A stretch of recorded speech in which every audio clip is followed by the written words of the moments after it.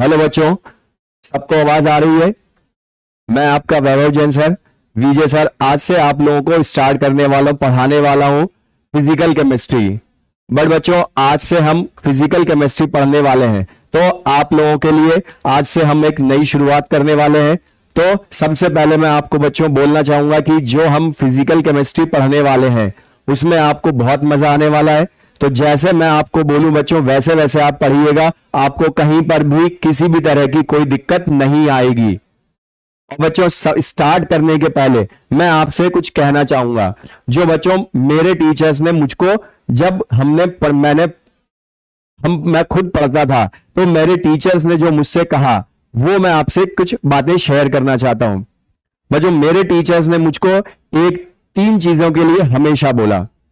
बस कि मेहनत कभी नहीं छोड़नी है, क्योंकि कोशिश करने वालों की, मेहनत करने वालों की कभी भी हार नहीं होती है। मतलब उन्होंने मुझसे बोला कि या तो पूरी जान लगा दो या फिर जाने दो। और हमें जाने नहीं देना बच्चों, क्योंकि हमें पूरी मेहनत करनी है। दूसरा बच्चों, कभी भी आपको घबराना नहीं है, क्योंकि प्रॉब्लम आएंगी, पढ़ाई करेंगे आप, कभी आप बीमार भी होंगे, कभी आपकी तबीयत भी खराब होगी, कभी आपको लगेगा कि मेरे साथ अच्छा नहीं हो चल रहा है। बट ऐसा कुछ भी नहीं है बच्चों, क्योंकि घबराएंगे नहीं तो आप अपने सपने को जरूर अचीव करेंगे। क्योंकि उसमें दिक्कतें भी आएंगी, परेशानी भी आएंगी, लेकिन हमें घबराना नहीं है, क्योंकि हम अपने पर कॉन्फिडेंस रखेंगे, पेशेंस रखेंगे, तो हम अच्छे से पढ़ाई करेंगे और छोटी छोटी चीजों को इग्नोर करके हम पढ़ाई करते जाएंगे। क्योंकि कभी ऐसा भी होगा आपका कोई टेस्ट खराब होगा, लेकिन उसमें हमें घबराना नहीं है, सीखना है हमें उससे।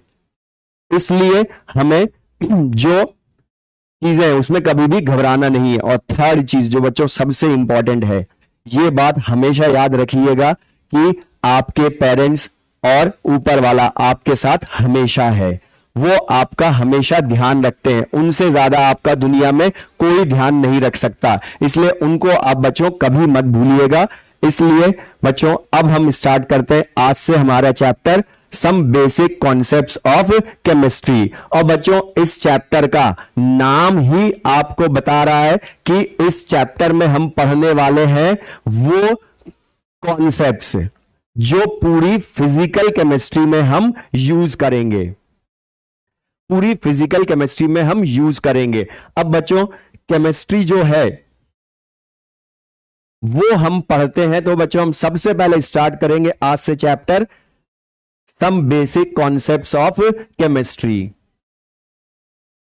सम बेसिक कॉन्सेप्ट्स ऑफ केमिस्ट्री।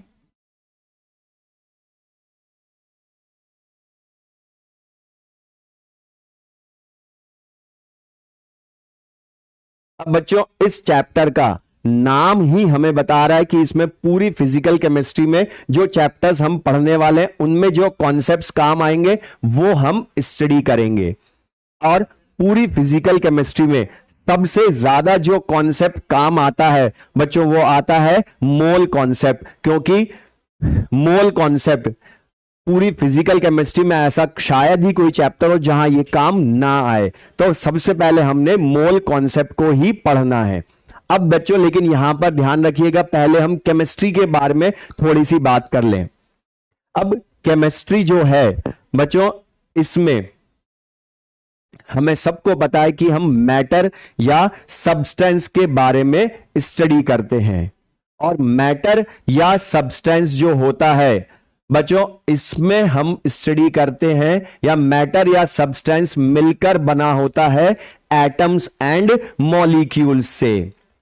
मतलब सब्सटेंस जो है वो होता है part of atoms and molecules. मतलब कोई भी सब्सटेंस बना होता है मिलकर एटम्स एंड मॉलिक्यूल्स से। तो बच्चों, सबसे पहले हम स्टडी करेंगे एटम्स एंड मॉलिक्यूल्स के बारे में। अच्छा बता, सबको बच्चों पता है कि एटम्स एंड मॉलिक्यूल्स जो हैं वो सबसे छोटा पार्ट होता है किसी भी सब्सटेंस का। और एटम्स एंड मॉलिक्यूल्स का अमाउंट जो होता है बच्चों, अगर हम थोड़ा सा पार्ट भी लें, सपोज मैं इस एक डॉट की भी बात करूं, तो इसमें कार्बन पार्टिकल्स होते हैं, और कार्बन पार्टिकल्स अगर मैं बोलूं इस वन डॉट की बात करूं तो इसमें भी बहुत सारे नंबर ऑफ कार्बन एटम्स होंगे, और नंबर ऑफ कार्बन एटम्स होंगे तो बच्चों इसके लिए हम कितने नंबर ऑफ कार्बन एटम्स इसके वन डॉट में होंगे वो हम स्टडी करेंगे। अब बच्चों यहां पर एक चीज का ध्यान रखिएगा, नंबर ऑफ एटम्स जो है वो हम यहां पर स्टडी करेंगे। अब लेकिन नंबर ऑफ एटम्स हो चाहे नंबर ऑफ मॉलिक्यूल्स हो, एक डॉट में भी बहुत सारे होंगे, तो बहुत सारे होंगे तो उनके लिए हम यहां पर यूज करेंगे बच्चों सबसे पहले मोल कॉन्सेप्ट, और मोल कॉन्सेप्ट को हम स्टडी करेंगे बच्चों सबसे पहले।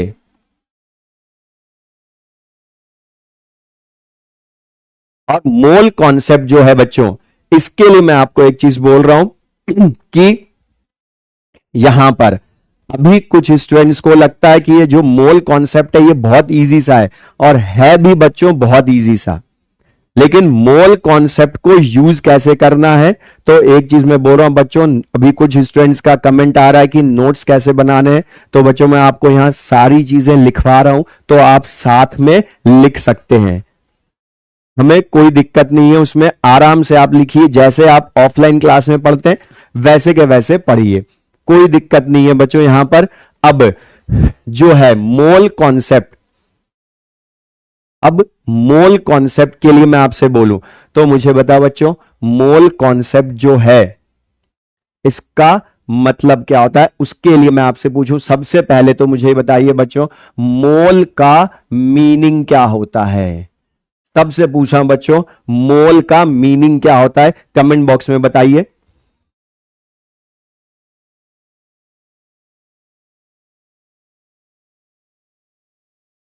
मोल का मीनिंग क्या होता है, मोल का मीनिंग होता क्या है, मैं सबसे पूछ रहा हूं बच्चों।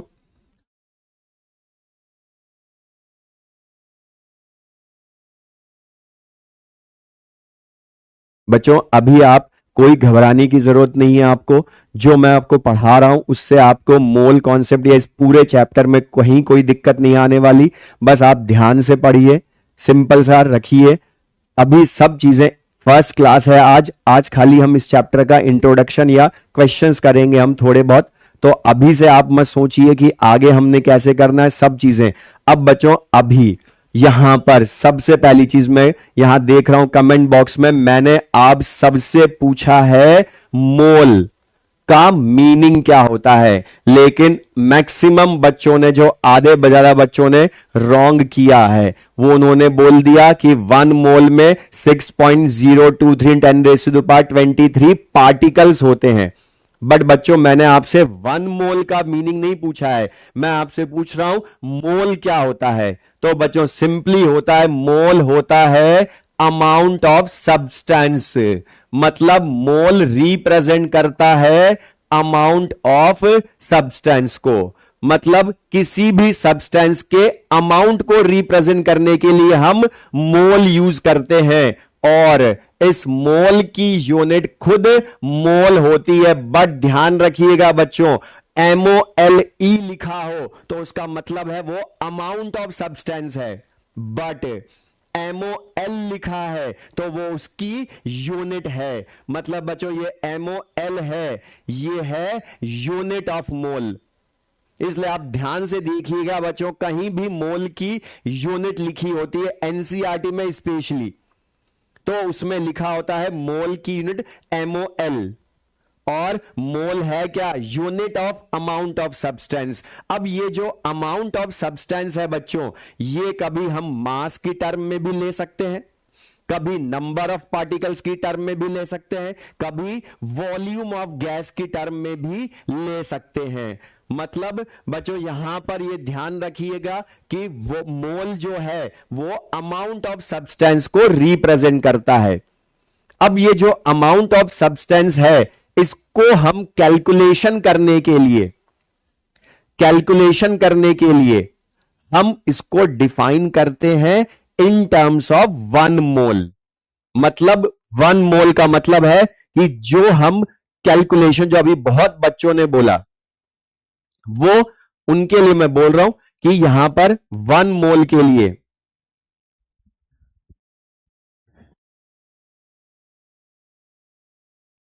बच्चों अभी आपको कोई घबराने की जरूरत नहीं। जिनको आवाज कम लग रही है, अभी आवाज थोड़ा सा तेज कर देंगे हम, बट जब तक आप ध्यान से सुनिए, मुझे कोई दिक्कत नहीं है। थोड़ा सा आप कान लगा के ज्यादा जोर से सुन लीजिए, ध्यान से सुन लीजिए, आपको आवाज आ जाएगी।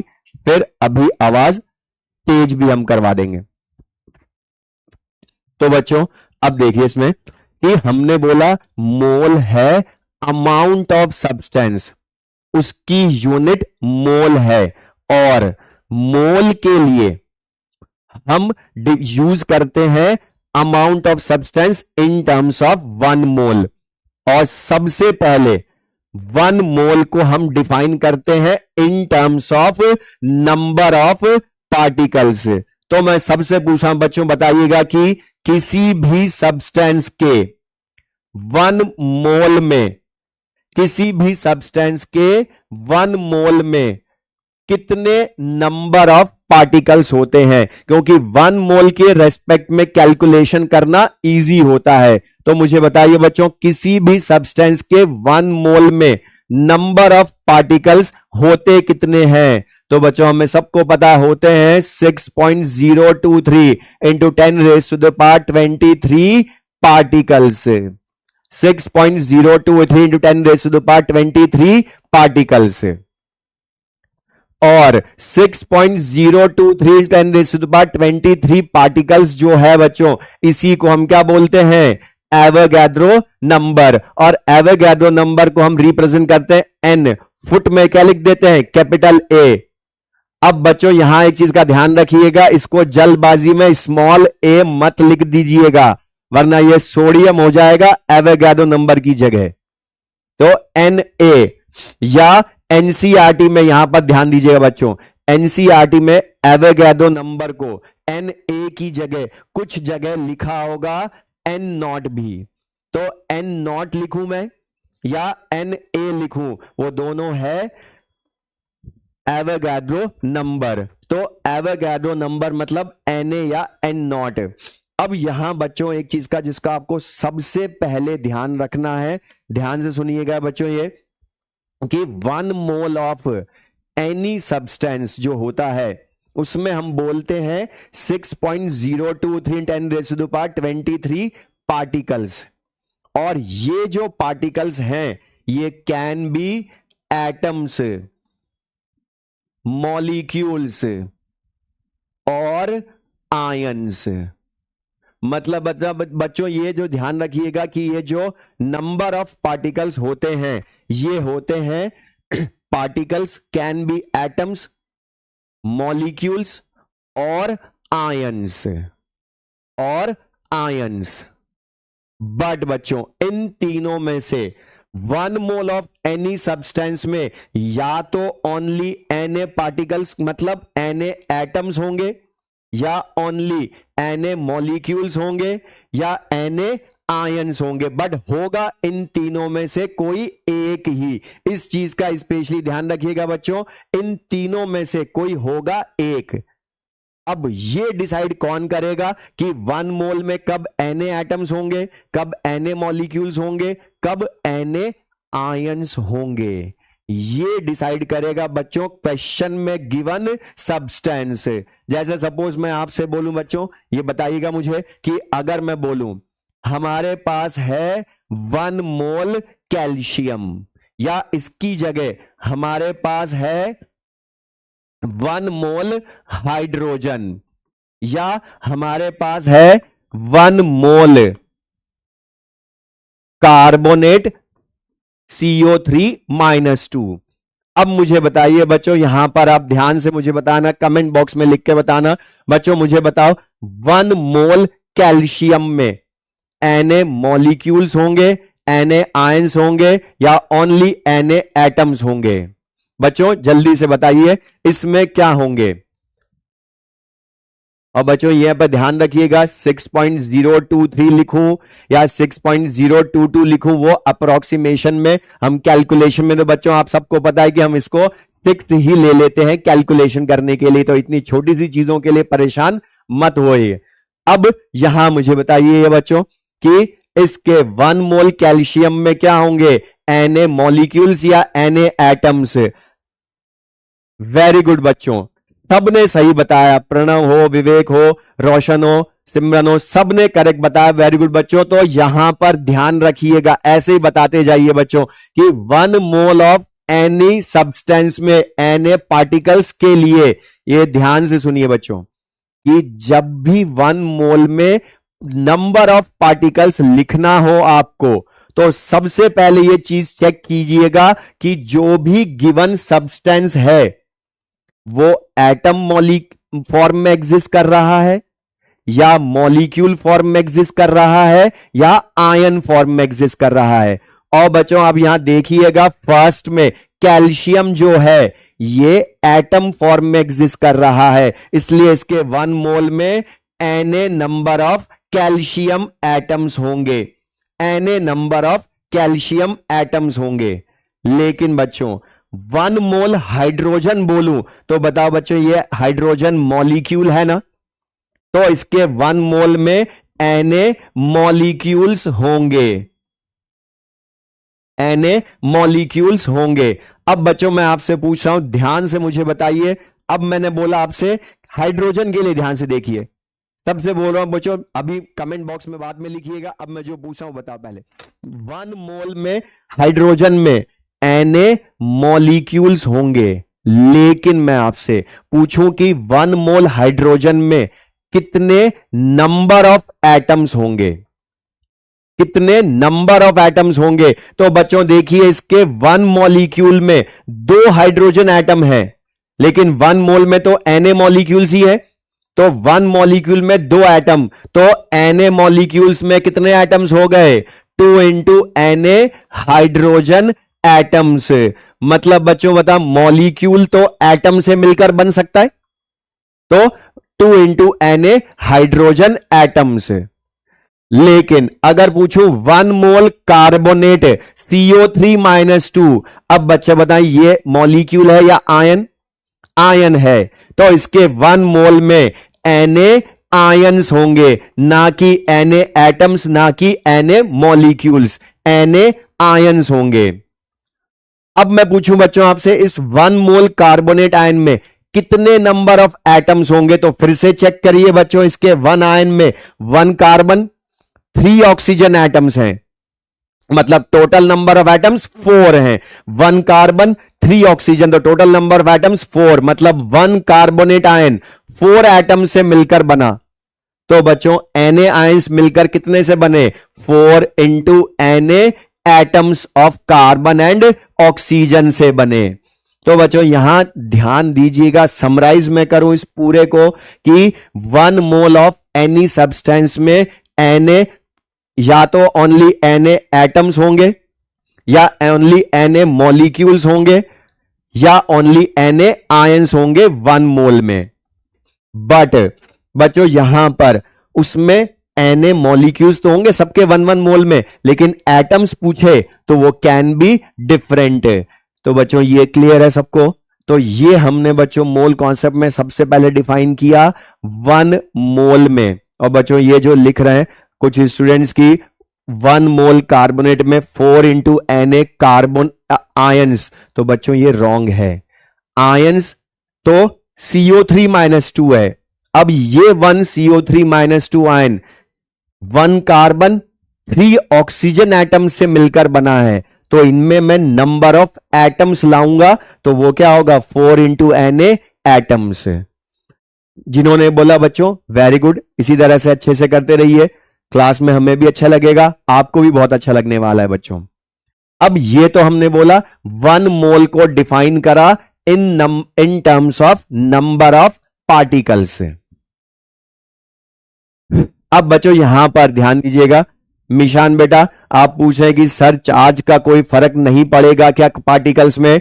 तो एक चीज ध्यान रखिएगा बच्चों, चार्ज का यूज या फर्क पड़ता है खाली नंबर ऑफ इलेक्ट्रॉन्स में, नंबर ऑफ पार्टिकल्स में इनका कोई फर्क नहीं पड़ता है। इसलिए इस चीज के लिए परेशान मत होइए, दिमाग में से ये निकाल दीजिए कि चार्ज से नंबर ऑफ पार्टिकल्स पर कोई फर्क पड़ता है। तो ये सबको क्लियर है बच्चों?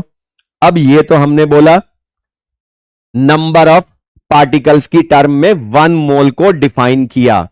अब बच्चों नेक्स्ट अब हम करेंगे जो सबसे ज्यादा पूरी फिजिकल केमिस्ट्री में हम यूज करेंगे, सबसे ज्यादा पूरी फिजिकल केमिस्ट्री में यूज करते हैं, और वो है बच्चों मास की टर्म में मोल को डिफाइन करना। अब इसको जो है बच्चों ध्यान से देखिएगा कि ये हमारे पूरी फिजिकल केमिस्ट्री में बहुत काम आने वाला है। और एक चीज मैं बच्चों आपको बोल दूं कि पूरी फिजिकल केमिस्ट्री में हम फॉर्मूलेज पढ़ेंगे, लेकिन मैं आपको स्पेशली बोल दूं बच्चों मेरे पढ़ाने में ये चीज है कि आप फॉर्मूले आपको याद रखने, लेकिन थ्योरी आप जो मैं पढ़ा रहा हूं वो आपको अच्छे से आती है तो न्यूमेरिकल हमेशा बहुत अच्छे से करेंगे आप, क्योंकि जो रैंक डिसाइडिंग क्वेश्चन बच्चों होते हैं एग्जाम में भी वो थ्योरेटिकल क्वेश्चन या कॉन्सेप्ट को ही वो न्यूमेरिकल में मिक्स करता है। इसलिए फॉर्मूले हमने पढ़ने, लेकिन वो थ्योरी कैसे आया वो भी हमें आना चाहिए। तो इसलिए ध्यान से पढ़िएगा बच्चों, डाउट हो पूछ लीजिएगा कमेंट बॉक्स में लिखकर। अब सेकंड जब जो सबसे ज्यादा काम आना है बच्चों वो है इन टर्म्स ऑफ मास। और ये मैं बोलूं बच्चों किसी भी सब्सटेंस के 1 मोल का जो मास होता है बच्चों, किसी भी सब्सटेंस के 1 मोल का जो मास होता है उसको हम बोलते हैं मोलर मास, उसको हम बोलते हैं मोलर मास। और मोलर मास क्यों बोलते हैं उसका रीजन बच्चों, क्योंकि ये देखिए ये मास तो है लेकिन 1 मोल का, लेकिन 1 मोल का। तो 1 मोल के लिए हम टर्म यूज कर लेते हैं मोलर। मतलब ये है क्या, मोलर मास, मतलब मोलर जैसे हिंदी मीडियम में बोलूं तो मोलर द्रव्यमान या मोलर भार। तो मोलर मास मतलब 1 मोल का मास है। अब बच्चों यहां पर किसी भी सब्सटेंस के 1 मोल का जो मास होता है वो होता है मोलर मास। लेकिन मैं बच्चों यहां पे आपको फिर स्पेसिफिकली क्लियर कर दूं कि मोलर मास का मतलब फिर से आपको यूज करना है कि जो भी सब्सटेंस है वो एटम फॉर्म में एग्जिस्ट कर रहा है या मॉलिक्यूल फॉर्म में एग्जिस्ट कर रहा है। ये चेक कीजिएगा बच्चों सबसे पहले, क्योंकि अगर हमारा सब्सटेंस एटम हुआ तो हम उसको लिखेंगे मॉलिक्यूलर वेट इन ग्राम के इक्वल, मॉलिक्यूलर वेट इन ग्राम के इक्वल। और अगर वो सब्सटेंस एटम हुआ तो हम लिखेंगे एटॉमिक वेट इन ग्राम के इक्वल, एटॉमिक वेट इन ग्राम के इक्वल। मतलब इसको हम बोल सकते हैं ग्राम मॉलिक्यूलर वेट या ग्राम एटॉमिक वेट। तो यहां पर ध्यान रखिएगा बच्चों 1 मोल की टर्म में हमने यहां मास को डिफाइन किया। क्यों? क्योंकि 1 मोल की टर्म में डिफाइन करने से कैलकुलेशन इजी हो जाती है। फिर चाहे हम इसको 1 एटम की रेस्पेक्ट में चेंज कर सकते हैं, लेकिन मेनली पूरी फिजिकल केमिस्ट्री में बच्चों आप ड्रॉपर वाले बच्चे हैं तो आपको पता है कि हमेशा काम आता है 1 मोल का मास या n मोल का मास। इसलिए ये ध्यान से देखिएगा बच्चों। और कई बच्चों का कमेंट आ रहा है एनसीईआरटी क्वेश्चंस करना है या रीडिंग लगानी है, तो बच्चों मैं आपको ये सब बताऊंगा धीरे धीरे, लेकिन आप पहले पेशेंस रखिए। अभी मैं जैसे पढ़ा रहा हूं एक क्लास में मेरे हिसाब से पढ़िए, फिर आपको समझ में आएगा हर चीजें। मैं खुद बताऊंगा आपको बच्चों एनसीईआरटी के क्वेश्चंस आपको कब करने हैं, मॉड्यूल कब करना है, कैसे रिवाइज करना है एनसीईआरटी को, सब चीजें हम यहां डिस्कस करेंगे। बट अभी बस ये थोड़ा सा इंट्रोडक्शन जो है इसलिए ध्यान से पढ़िए।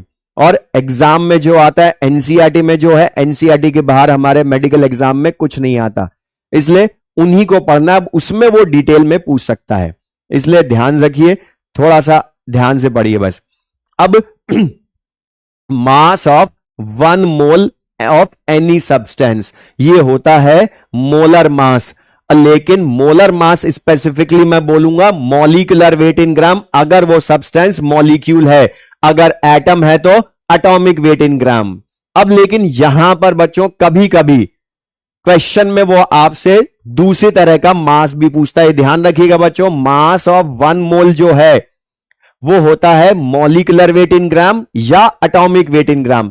लेकिन अगर मैं आपसे बोलूं बच्चों यहां पर क्वेश्चन में मास ऑफ 1 एटम या 1 मॉलिक्यूल फाइंड करें, तो बच्चों इसको हम बोलते हैं एक्चुअल मास। इसको हम बोलते हैं एक्चुअल मास। अच्छा बच्चों, एक्चुअल मास का मतलब है कि 1 एटम या 1 मॉलिक्यूल का मास है। अब 1 एटम या 1 मॉलिक्यूल का मास, इसका मतलब हमें 1 मोल का मास आता है, तो 1 एटम या 1 मॉलिक्यूल का मास भी इसी की हेल्प से ले आएंगे। लेकिन यहां आपने एक चीज ध्यान से देखिएगा कि बच्चों हमने 1 मोल के मास को मोलर मास बोला, लेकिन 1 एटम या 1 मॉलिक्यूल का मास है उसको एक्चुअल मास बोला। क्यों? क्योंकि बच्चों आप सिंपल सा सोचिए, अगर मैं आपका मास पूछूं तो आप अकेले का मास बताओगे, अपने पूरे ग्रुप में पूरी फैमिली का मास नहीं बताओगे। तो बच्चों ये जो 1 मोल है, 1 मोल है, ये तो Na पार्टिकल्स का मास होता है। Na मॉलिक्यूल्स या Na पार्टिकल्स का मास होता है, तो बच्चों वो एक्चुअल कैसे हो सकता है? वो तो बल्क में बताया हमने मास पार्टिकल्स का। तो यहां पर 1 मोल ऑफ एनी सब्सटेंस का मास मोलर मास, जबकि 1 एटम या 1 मॉलिक्यूल का मास मॉलिक्यूलर मास या सॉरी एक्चुअल मास होता है। अब यहां पर जब 1 एटम होता है बच्चों, तो आप मुझे बताइए 1 एटम तो हमें या 1 मॉलिक्यूल तो दिखता भी नहीं है, लेकिन आजकल हम उसको हम कैलकुलेट कर सकते हैं with the help of instrument called mass spectrometer. ये बच्चों ध्यान से सुनिएगा, मैंने वर्ड बोला मास स्पेक्ट्रोमीटर। मास स्पेक्ट्रोमीटर वो इंस्ट्रूमेंट होता है जिसकी हेल्प से हम 1 एटम या 1 मॉलिक्यूल का भी मास ला सकते हैं, और वो ग्राम में हम उसका मास लाते हैं तो वो बहुत कम आता है, इतना कम आता है कि उसको डिफाइन करना या वो फिजिबल ही नहीं होता है, सिग्निफिकेंस ही नहीं होता है। इसलिए हम उसके लिए, या आपको सबको ध्यान होगा बच्चों कि 1 एटम या 1 मॉलिक्यूल का मास हम लाते हैं mostly in AMU। In AMU मतलब atomic mass unit. Atomic mass unit, atomic mass unit मतलब, और हमें सबको पता है 1 एटॉमिक मास यूनिट जो होती है इन ग्राम 1.66 इंटू 10⁻⁻24 ग्राम, या इसी को किलोग्राम में लिखेंगे तो बच्चों इसी को 1000 से डिवाइड कर देंगे, तो 1.66 या 1.67 भी लिख सकता हूं मैं इसको, इंटू 10⁻⁻27 किलोग्राम, क्योंकि 1000 से डिवाइड करूंगा तो पावर -3 ऊपर जाएगी, तो 1.66 या 67 10⁻⁻27 किलोग्राम। तो बच्चों अब ये 1 AMU या इन किलोग्राम या ग्राम में ध्यान रखिएगा। अब बच्चों ये जो 1 AMU है, इसकी वैल्यू हमने 1.66 इंटू 10⁻⁻24 ग्राम ये लाए कैसे? तो बच्चों हम ये जो सारे मासेस या atomic mass, molecular mass use करते हैं, ये सब हम यूज करते हैं विद द हेल्प ऑफ, ध्यान से सुनिएगा बच्चों, with the help of carbon 12 isotope. और कार्बन 12 आइसोटॉप को ही क्यों यूज किया हमने बच्चों? क्योंकि ये कार्बन का मोस्ट अबंडेंट आइसोटॉप होता है, मतलब नेचर में सबसे ज्यादा यही मिलता है। अब बच्चों यहां ध्यान सुनिए, कुछ स्टूडेंट्स को लगता है कि आपने कार्बन को ही यूज क्यों किया, तो बच्चों ध्यान रखिएगा, थोड़ा सा हिस्ट्री पार्ट बोल रहा हूं कि सबसे पहले साइंटिस्ट ने हाइड्रोजन को यूज किया था एटॉमिक मासेस के लिए, बट वो उसकी हेल्प से जब आइसोटॉप्स की डिस्कवरी हुई तो रॉन्ग आने लगे, इसलिए उसको डिस्कार्ड कर दिया हाइड्रोजन को। दूसरा, उसके बाद हाइड्रोजन की जगह हमने यूज किया ऑक्सीजन, बट उससे भी रॉन्ग आने लगे, तो फिर हमने लास्ट में यूज किया कार्बन को, और कार्बन जो है वो उससे एग्जैक्ट एटॉमिक मासेस आते हैं, इसलिए हम उसको यूज करते हैं। और ये जो 1 AMU रिप्रेजेंट करता है बच्चों, ये ध्यान भी रखिएगा, लाए कैसे, तो ये होता है 1/12 of mass of 1 atom of carbon 12 isotope, mass of 1 atom of carbon 12 isotope का 1/12 पार्ट, और mass of 1 atom of carbon 12 isotope को जब हम मास स्पेक्ट्रोमीटर से लाते हैं तो इसकी वैल्यू आती है 1.992 या 993 इंटू 10⁻⁻23 ग्राम, और डिवाइड करते हैं तो इसकी वैल्यू आती है बच्चों 1.66 या 67 × 10⁻24 ग्राम। तो बच्चों ये जो 1 AMU की वैल्यू आप यूज करते हैं हर जगह, वो कैसे आई बच्चों, ये सबको क्लियर है, ये समझ में आया?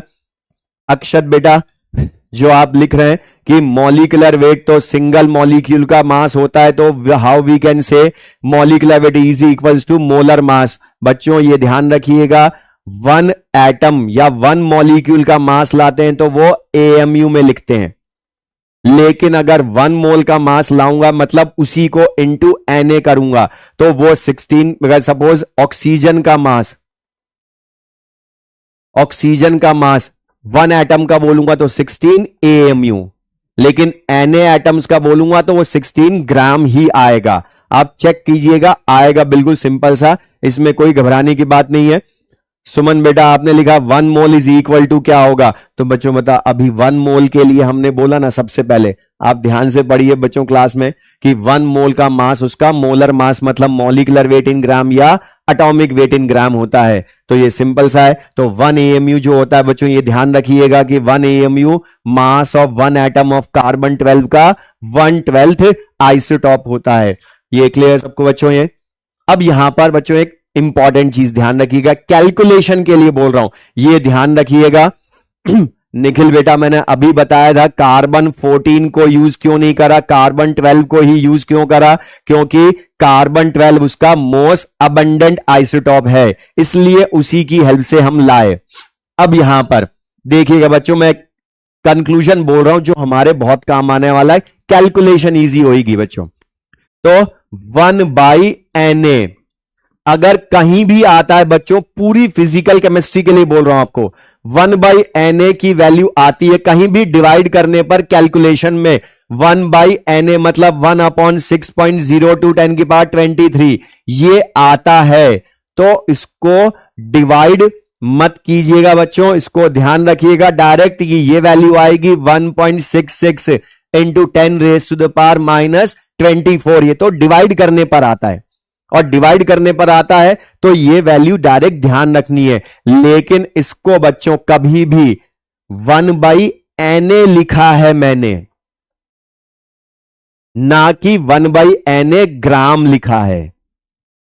ओके, कुछ स्टूडेंट्स अभी कमेंट बॉक्स में लिख रहे हैं कि 1 AMU 1/Na होता है, बेटा वो 1/Na ग्राम होता है 1 AMU, जबकि मैंने यहां यूनिट देखो लिखी ही नहीं है इसकी, 1/Na लिखा है ओनली, क्योंकि जरूरी नहीं है कि हर बार 1/Na ग्राम ही मिलेगा आपको कैलकुलेशन में, कई जगह वो मिलेगा 1/Na ही ओनली, जो मास ही नहीं होगा, मॉलिक्यूल्स में भी मिल सकता है आपको, आगे हम पढ़ेंगे अभी आगे, इसलिए ये चीज ध्यान रखिएगा बच्चों, मैंने खाली 1/Na लिखा है, 1/Na लिखा है। साक्षी बेटा मोल कॉन्सेप्ट को याद कैसे रखेंगे, तो जैसे मैं पढ़ा रहा हूं वैसे पढ़ते जाइए, कोई प्रॉब्लम नहीं होगी। और यथार्थ बेटा आगे आप मत चलिए, जो मैं पढ़ा रहा हूं वो पढ़िए, पहले से आगे की चीजें मत सोचिए कि इस एलिमेंट में, कंपाउंड में, मैटर में क्या डिफरेंस होगा, अभी हमने स्टार्ट किया है चैप्टर। ऐसे आप आगे जाएंगे तो फिर कोई फायदा नहीं होगा, क्लास में आपको कुछ भी समझ में नहीं आएगा, क्योंकि आप खाली बस ये चेक कर रहे हैं टीचर ने क्या पढ़ाया क्या नहीं पढ़ाया, उससे कोई फायदा नहीं है किसी को भी। क्योंकि बेटा जो मैं पढ़ा रहा हूं वैसे वैसे पढ़िए, आपको कभी मैं गारंटी देता हूं आपको फिजिकल केमिस्ट्री में कोई दिक्कत नहीं आएगी कभी भी। इसलिए आगे मत चलिए, क्योंकि आज तो हमारी फर्स्ट क्लास है बच्चों। अभी से क्यों आप घबरा रहे हैं? आगे की चीजें सोचेंगे, इसके लिए परेशान मत होइए, ध्यान से बस पढ़िए। आप जो मैं बता रहा हूं उसमें डाउट है तो पूछिए। अब देखिए, तो ये 1/Na की वैल्यू जो है इसको ध्यान रखिएगा। अब बच्चों एक चीज देखिएगा यहां पर कि 1 AMU, अब मैं आपको एनसीईआरटी की चीज बोल रहा हूं। 1 AMU जो है इसको आजकल हमने चेंज कर दिया है, या एनसीईआरटी में 1 AMU की जगह लिखा होगा बच्चों आपको U, मतलब यूनिफाइड मास। तो ये ध्यान रखिएगा बच्चों, अगर वो AMU लिख दे तो उसका मतलब है U, मतलब 16 AMU लिखूं या 16 U लिखूं, बात एक ही है। और 1 AMU या 1 U ये दोनों क्या है? यूनिट जो सेम है। और 1 AMU 1 U, अब बच्चों इसी को कई यूनिट, एक और यूनिट लिखी होती है डाल्टन। तो बच्चों 1 AMU 1 U या 1 डाल्टन हम बोले, तीनों एक ही बात है। तो बच्चों ये ध्यान रखिएगा, किसी भी सब्सटेंस के 1 मोल का मास उसका मोलर मास होता है। इस पूरे में से मैं आपको समराइज करूं तो बच्चों इसमें ध्यान रखिएगा कि साथ में आप नोट्स लिख सकते हैं, क्योंकि हम बहुत आराम से भी पढ़ा रहा हूं, इसलिए ये कोई दिक्कत नहीं है। जो मैं पढ़ा रहा हूं उसी को लिखिए बच्चों, नए नोट्स बनाइएगा। ये मत सोचिएगा कि हमारे पुराने लिखे हुए हैं उसी में ऐड कर लें। बच्चों उससे नुकसान क्या होगा वो मैं आपको बताता हूं बच्चों, क्योंकि जब मैं साथ में आपको पढ़ाऊंगा यहां पर तो आप यही ढूंढते रह जाएंगे नोट्स में कि हमें प्रीवियस सर ने पहले कौन सा कहां पर लिखवाया था, क्योंकि सबकी बच्चों पढ़ाने का तरीका अलग होता है। पढ़ाते सब वही है लेकिन तरीका थोड़ा सा अलग होता है। और हो सकता है तुम्हारे सर ने पहले कुछ अलग लिखवाया, उसी पॉइंट को मैंने कुछ अलग तरह से लिखवाऊं, इसलिए पूरा लिखिएगा। अब यहां पर देखिए बच्चों, जो है 1/Na का मतलब बताइए डिवाइड करने पर आए, ये कोई थ्योरी नहीं है, ये तो मैथ्स है कि 1/Na मतलब 1/6.0 × 10 की पावर 23। इसको डिवाइड करोगे तो बच्चों ये आ जाएगा 1.6 × 10 की पावर -24। और 1.6 ये बच्चों ग्राम में नहीं लिखना है, ये मैंने बोला बच्चों। ये क्यों? क्योंकि ये खाली नंबर है अभी 1/Na, इसमें मैंने ग्राम लिखूंगा तब ये ग्राम में होगा, तो ये 1 AMU हो जाएगा। इसलिए अब बच्चों ध्यान से देखिएगा, हमने अभी तक 2 पार्ट्स में 1 मोल को डिफाइन कर दिया। 1 मोल में Na पार्टिकल्स होते हैं, 1 मोल का मास है, मोलर मास होता है। अगर वो सब्सटेंस मॉलिक्यूल है तो molecular weight in gram, atom है तो एटॉमिक वेट इन ग्राम। अब बच्चों मैं आपसे अगर पूछूं कि ऑक्सीजन, इसके 1 मोल का मास बताएं, इसके 1 मोल का मास बताएं, तो बच्चों अब ये बताइए कि ऑक्सीजन जो है ये मॉलिक्यूल है या एटम है? तो ये एटम है। और बच्चों एटम है तो इसके 1 मोल का मास, इसका एटॉमिक वेट ऑक्सीजन का सबको पता है बच्चों 16 होता है, लेकिन 1 मोल का मास बोल रहा हूं इसलिए 16 ग्राम लिख सकते हैं। लेकिन अगर मैं बोलूं O2, अब बच्चों बताइए ये एटम है या मॉलिक्यूल है? तो ये मॉलिक्यूल है, तो इसके 1 मोल का मास अगर मैं बोलूंगा तो बच्चों यहां पर मॉलिक्यूलर मास सबको पता है। आप ड्रॉपर वाले बच्चे हो, ऐसे बच्चों मत सोचिए। 1 मोल ये मॉलिक्यूलर वेट जो होता है, मतलब वो तो sum of atomic masses of all the atoms होता है इन 1 मॉलिक्यूल। तो द 16 + 16 32, तो इसके 1 मोल का मास क्या हो जाएगा? 32 ग्राम। 32 ग्राम, तो द 16 ग्राम और 32 ग्राम।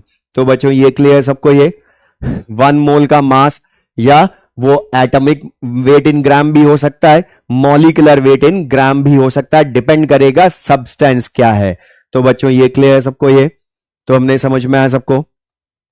अब बच्चों थर्ड पार्ट हम इसको चेंज करते हैं या यूज करते हैं वॉल्यूम की टर्म में भी। तो बच्चों वॉल्यूम की टर्म में अगर मैं आपसे बोलूं तो बच्चों थर्ड देखिएगा, वॉल्यूम ऑफ 1 मोल ऑफ। अब मैं आपसे पूछ रहा हूं बच्चों, बताइए पहले तो मैं जो पूछ रहा हूं बच्चों, ये मुझे बता सकते हैं कि volume of 1 mole of any substance क्या होता है? कमेंट बॉक्स में लिख के बताइए बच्चों कि 1 मोल का वॉल्यूम ऑफ एनी सब्सटेंस क्या होता है?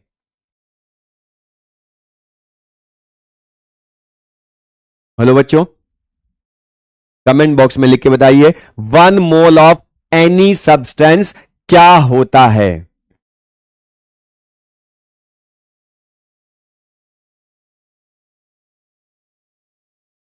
और बच्चों यहां पर मैक्सिमम स्टूडेंट्स का ये रॉन्ग है, रॉन्ग है। कुछ बच्चों का सही है, बस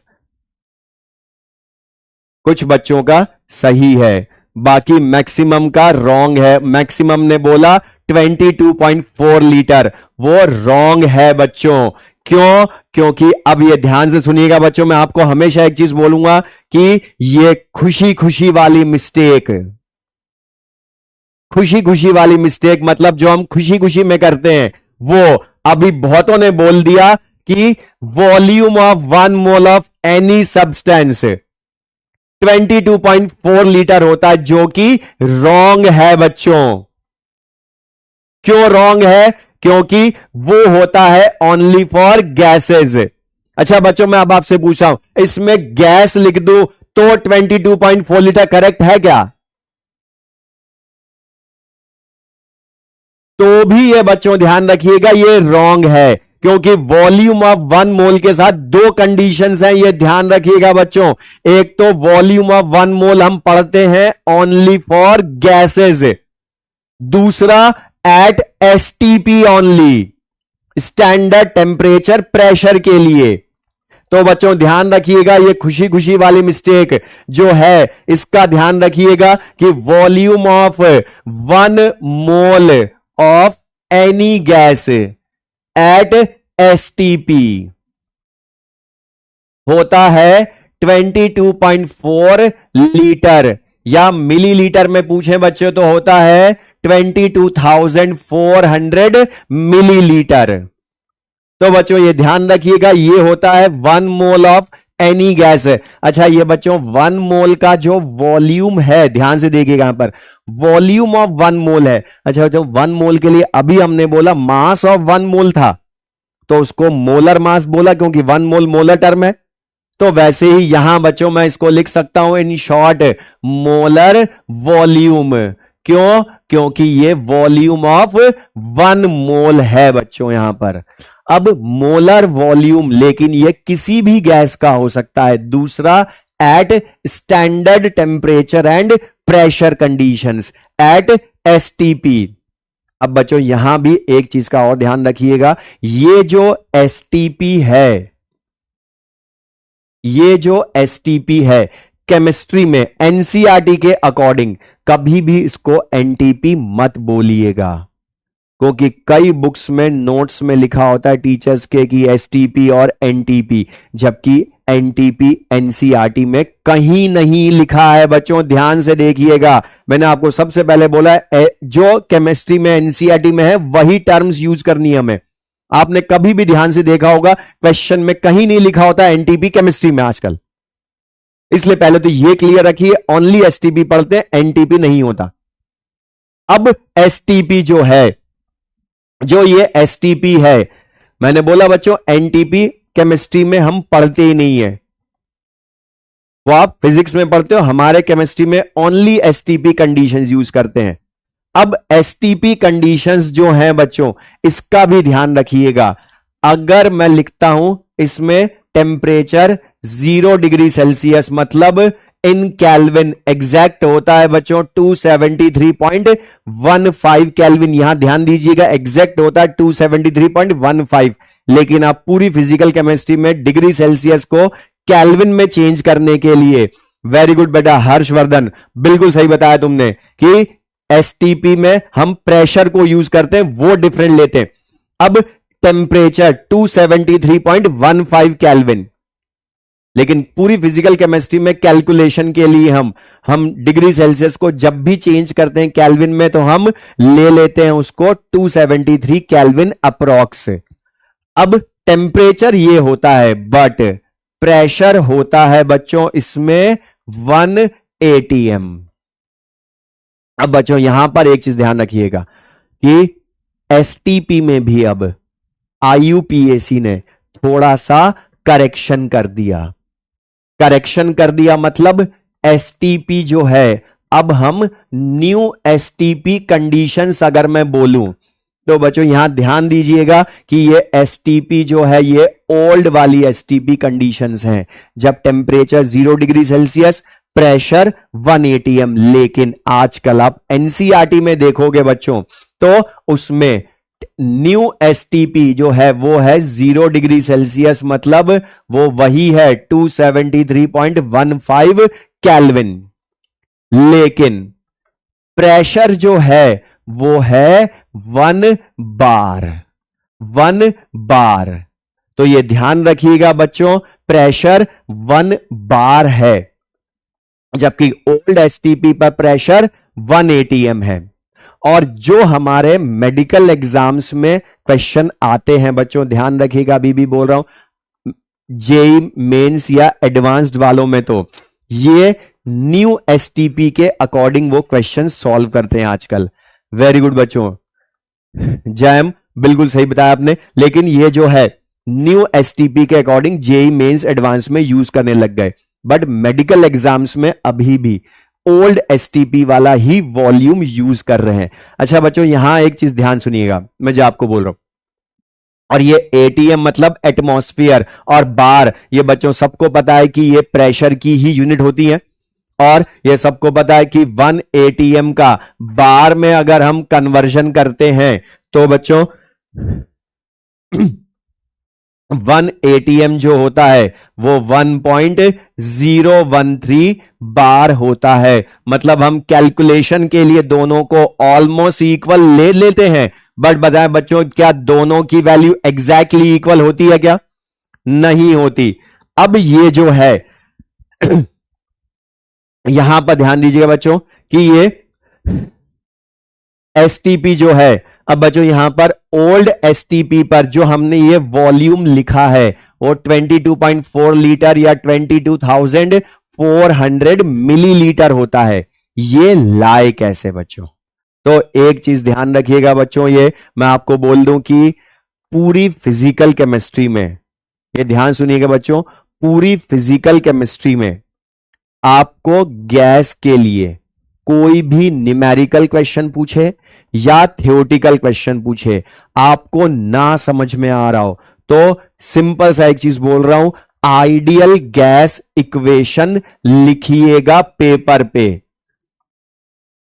मन में मत रखिएगा बच्चों, PV equals to NRT ideal gas equation लिखिएगा बच्चों पेपर पे, और उसके अकॉर्डिंग सोचिएगा, आपका आंसर हमेशा आएगा। अब बच्चों ये जो है कि ओल्ड एसटीपी पर 1 मोल गैस का मोलर वॉल्यूम होता है 22.4 लीटर, ये लाए कैसे हम?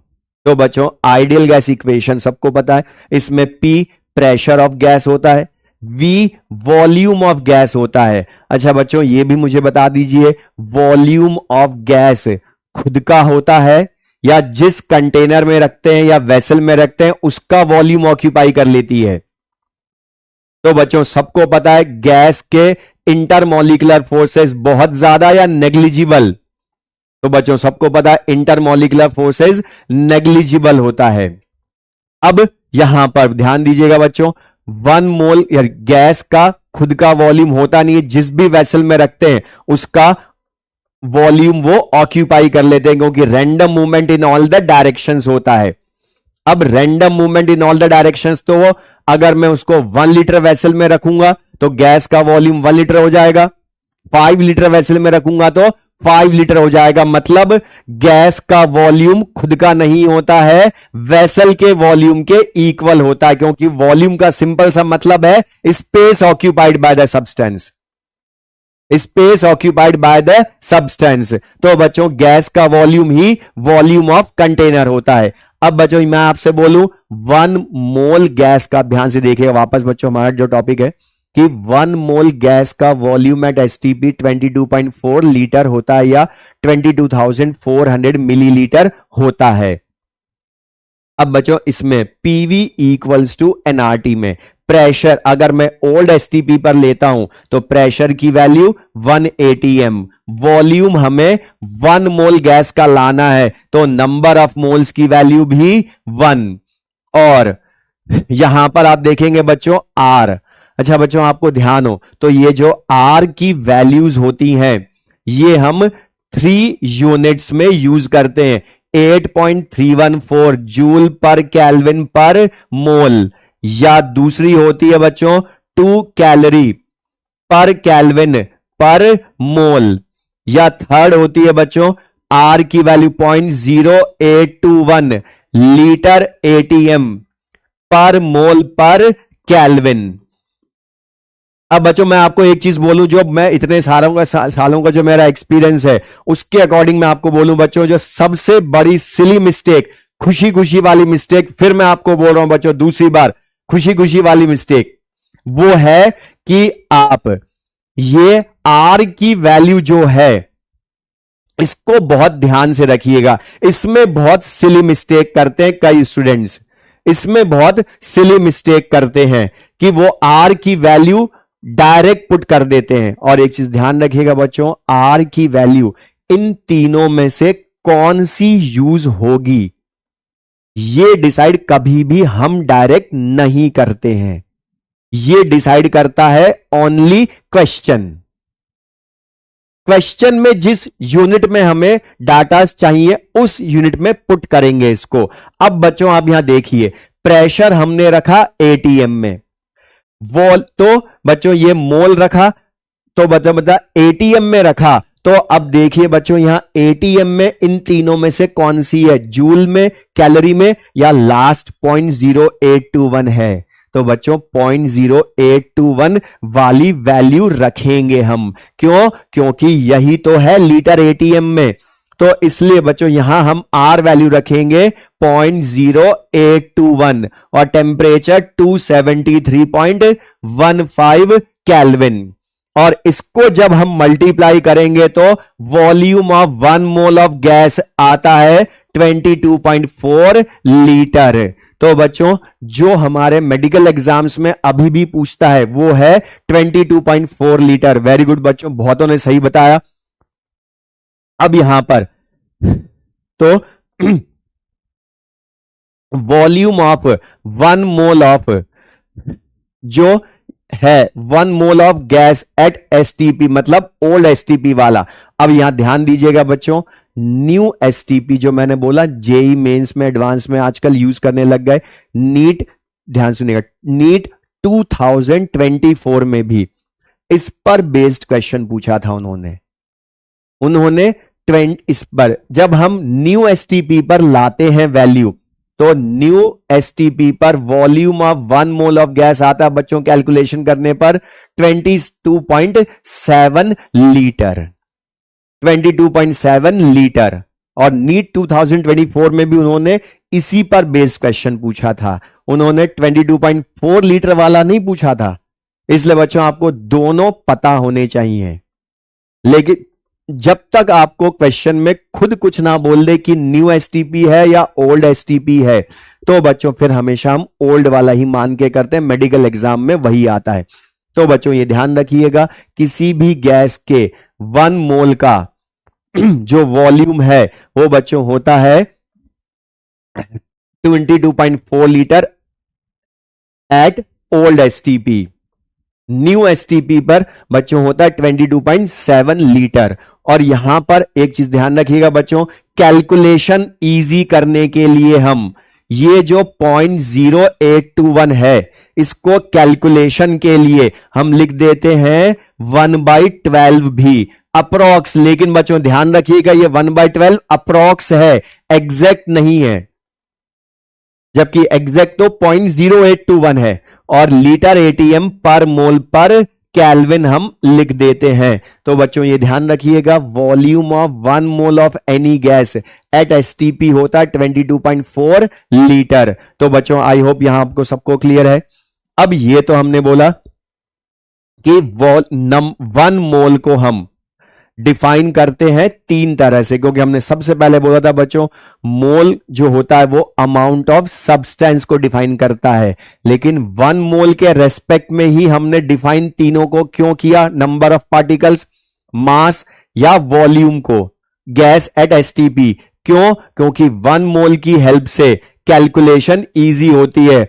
मोहम्मद अतर बेटा अपना सही करो, 1 एटीएम 101.3 बार नहीं होता है, बार बार मत लिखो कमेंट बॉक्स में वो रॉन्ग है, क्योंकि 1 एटीएम और 1 बार ऑलमोस्ट इक्वल होते हैं। पहले सही देखो उसके बाद लिखो, बार बार बेटा मत लिखो। 1.013 बार ऑलमोस्ट इक्वल होता है। अब देखिए बच्चों यहां पर ध्यान से, हमने 1 मोल को डिफाइन करा यूनिटरी मेथड से कैलकुलेशन इजी करने के लिए। बट अब यहां पर, और ये ध्यान रखिएगा बच्चों, जब तक आपको खुद क्वेश्चन में ना बोले न्यू एसटीपी या 22.7 ना लिख दे इस तरह से, तब तक हम हमेशा ओल्ड एसटीपी वाला ही मानेंगे। और क्वेश्चन में आपको यूनिवर्सल गैस कांस्टेंट आर, इसकी वैल्यू कभी भी हमें डायरेक्ट नहीं देगा। और बच्चों ये ध्यान रखिएगा, ये फर्स्ट चैप्टर हम पढ़ लें, इसके बाद हम 12th स्टार्ट करेंगे चैप्टर्स। लेकिन अभी पहले आप ये पढ़िए, क्योंकि ये जो है इसको हमें आता है, तो बाकी सब हमारा 12th वाला भी पार्ट बहुत इजी, इसलिए मैंने आपको पहले बेसिक से पढ़ाया है। इसलिए आप परेशान मत होइए, मेरे हिसाब से मुझे पढ़ाने दीजिए, आपको अच्छे से बोल रहा हूं, गारंटी दे रहा हूं समझ में आएगा, इसलिए ध्यान से देखिए। अब बच्चों ये तो हमने डिफाइन करा 1 मोल का अमाउंट ऑफ सब्सटेंस की टर्म में रिप्रेजेंट। अब बच्चों ये तो हमने डेफिनेशन या थ्योरी वाइज बताया, बट अब इसी को हम फॉर्मूले की टर्म में भी कन्वर्ट कर सकते हैं for the calculation of number of moles. तो बच्चों अब हम पढ़ेंगे formulas for the calculation of number of moles. Formulas for the calculation of number of moles. और नंबर ऑफ मोल्स को आपको सबको पता है बच्चों, हम रिप्रेजेंट करते हैं स्मॉल एन से, स्मॉल एन से। तो नंबर ऑफ मोल्स कैलकुलेट हम कैसे करते हैं। अब बच्चों यहां ध्यान से देखिएगा, सबसे ज्यादा जो हम फॉर्मूला यूज करते हैं मोल का, उसके लिए हम सबसे ज्यादा लेते हैं मास। और आपको सबको पता है बच्चों, मास अगर हमें दे रखा हो तो मास in gram upon molar mass in ग्राम हम यूज करते हैं। अब मास अपॉन मोलर मास, अब बच्चों यहां लेकिन मैंने आपको बोला था molar mass can be atomic weight in gram या मॉलिक्यूलर वेट इन ग्राम। अब ये देखिए, mass in gram upon molecular weight in gram भी लिख सकता हूं मैं इसको, या mass in gram upon atomic weight in gram भी लिख सकता हूं। और बच्चों यहां ध्यान से देखिएगा, मैंने यहां पर mass upon molecular mass in ग्राम जानबूझ के नहीं लिखा, मोलर मास नहीं लिखा। क्यों? क्योंकि मोलर मास जो है वो हम यूज करते हैं सब्सटेंस के अकॉर्डिंग, कि सब्सटेंस मॉलिक्यूल है, अगर जैसे O2 है तो उसका मोल लाने के लिए मैं क्या करूंगा बच्चों, mass in gram upon molecular weight of O2 in gram. जबकि ऑक्सीजन एटम होता तो उसके लिए मैं मास अपॉन ऑक्सीजन का एटॉमिक वेट इन ग्राम। अब बच्चों ये हम लाए कैसे, वो भी मैं आपको बोल दूं, ये हम सब फॉर्मूला लाए थ्योरी के अकॉर्डिंग ही। तो मैं जब आपसे बोलूं, सपोज अगर बच्चों मैं बोलूं कि किसी भी 1 मोल मॉलिक्यूल का मास, 1 मोल मॉलिक्यूल का मास बच्चों वो क्या होता है, 1 मोल मॉलिक्यूल का मास मॉलिक्यूलर वेट इन ग्राम, या ये भी बोल सकता हूं मॉलिक्यूलर वेट इन ग्राम में 1 मोल सब्सटेंस होते, बोलो। तो बच्चों ये बोल सकते हैं मॉलिक्यूलर वेट इन ग्राम 1 मोल होता है। तो बच्चों मुझे बताएं 1 ग्राम में कितने नंबर ऑफ मोल्स होंगे? तो 1 बाई मॉलिक्यूलर वेट मोल हो जाएंगे ना, लेकिन हमें तो बच्चों W ग्राम में लाना है। तो W ग्राम में कितने नंबर ऑफ मोल्स हो जाएंगे? तो बच्चों वो क्या हो जाएगा? 1 by molecular weight into W मोल हो जाएगा ना। और बच्चों यही क्या है? नंबर ऑफ मोल्स का फॉर्मूला, मतलब mass by molecular weight in ग्राम। और अगर वो एटम हुआ तो mass by atomic weight in ग्राम हो जाएगा। तो बच्चों ये क्लियर है सबको? ये फॉर्मूला हमने कैसे लिखा? अब सेकंड इसकी जगह, अब बच्चों जरूरी नहीं है कि नंबर ऑफ मोल्स लाने के लिए हर बार आपको मास ही देगा। नंबर ऑफ मॉलिक्यूल्स अगर दे दे तो बच्चों फिर नंबर ऑफ मॉलिक्यूल्स के लिए क्या कर देंगे? Number of molecules divided by Avogadro number. और एवोगाड्रो नंबर की वैल्यू बच्चों कैलकुलेशन करने के लिए इजीली हम क्या कर सकते हैं? 6 इंटू 10 की पावर 23 कैलकुलेशन अप्रोक्स करने के लिए। तो number of molecules by Na। अब number of molecules by Na ये कैसे लाए बच्चों हम? तो हमें पता है बच्चों की Na मॉलिक्यूल्स में 1 मोल होते हैं। Na मॉलिक्यूल्स में 1 मोल होता है। तो बच्चों 1 मॉलिक्यूल में कितने नंबर ऑफ मोल्स होंगे? वो हम ला सकते हैं 1 बाई Na मोल। तो बच्चों गिवन नंबर ऑफ मॉलिक्यूल्स मतलब x मॉलिक्यूल्स मान लूं, तो बच्चों x मॉलिक्यूल्स में कितने मोल होंगे? 1 बाई Na इंटू एक्स मोल। तो बच्चों यही हमने फॉर्मूले में कन्वर्ट कर दिया। x क्या है बच्चों? Number of molecules. तो number of molecules by Na। Ritesh बेटा ध्यान से देखो, हमने बोला 1 मोल में Na नंबर ऑफ पार्टिकल्स होते हैं, लेकिन मैंने लिखा मॉलिक्यूल्स, इसलिए Na मॉलिक्यूल्स में 1 मोल। तो 1 मॉलिक्यूल में 1 बाई Na मोल। तो x मॉलिक्यूल्स में 1 बाई Na इंटू एक्स मोल हो जाएंगे। तो ये x क्या है बच्चों? Number of molecules upon Na। इसी तरह से बच्चों थर्ड, अगर हमें क्वेश्चन में volume of gas at STP दे रखा हो, volume of gas at STP दे रखा हो, तो volume of gas at STP दे रखा हो तो नंबर ऑफ मोल्स क्या होगा? Volume in litre upon 22,400, sorry volume in litre upon 22.4 litre. या अगर वॉल्यूम मिलीलीटर में दे रखा हो तो volume in millilitre upon 22,400 millilitre. But बच्चों मुझे बताइए, ये जो थर्ड वाला फॉर्मूला है ये सॉलिड्स, लिक्विड्स, गैसेस सबके लिए है या ओनली फॉर गैसेस? तो ओनली फॉर गैसेस भी है और ओनली एट एसटीपी है। गैसेस के लिए भी है और ओनली फॉर एट एसटीपी है। तो only for gases at STP. जबकि बच्चों ये जो फर्स्ट एंड सेकंड वाले फॉर्मूले हैं बच्चों ये किसके लिए है? For any substance. और बच्चों जब भी हमने फर्स्ट में और सेकंड में एनी सब्सटेंस लिखा था तो उसका मतलब वो कैन बी सॉलिड, लिक्विड और गैस, तीनों में से कुछ भी हो सकता है। तो फर्स्ट और सेकंड वाले फॉर्मूले सॉलिड, लिक्विड, गैस तीनों के लिए हो सकते हैं, जबकि थर्ड वाला only for gases at STP. अब मुझे बताइए बच्चों, अभी मैंने आपको पढ़ाया फिर मैं आपसे पूछ रहा हूं, अब ये जो थर्ड वाला फॉर्मूला है ये गैसेस के लिए है but only for gases at STP. But बच्चों मैं आपको ध्यान सुनिएगा, वॉल्यूम ऑफ गैस दे दूं, मैं आपको temperature, pressure other than STP पूछूं, अदर देन एसटीपी, तो बच्चों बताएं फिर क्या वॉल्यूम ऑफ गैस से मोल ला सकते हैं क्या? अगर अदर देन एसटीपी हो तो बच्चों बिल्कुल ला सकते हैं। फिर किससे ला सकते हैं हम? आइडियल गैस इक्वेशन मैंने अभी आपको बोला था, गैस इक्वेशन में N equals to PV by R T, मतलब पीवी इक्वल्स टू एनआरटी से भी हम मोल ला सकते हैं। और पीवी इक्वल्स टू एनआरटी ये कब है? For gases at temperature and pressure other than STP, मतलब टेम्परेचर प्रेशर हमें अदर देन एसटीपी गिवन हो तो हम आइडियल गैस इक्वेशन से भी, वेरी गुड, बहुत सारे बच्चों ने सही बता रहे हैं, बिल्कुल बहुत अच्छा है बच्चों, इसी से बताते रहिए। नंबर ऑफ मोल्स, तो बच्चों ये जो थर्ड एंड फोर्थ है ये ओनली फॉर गैसेस हैं,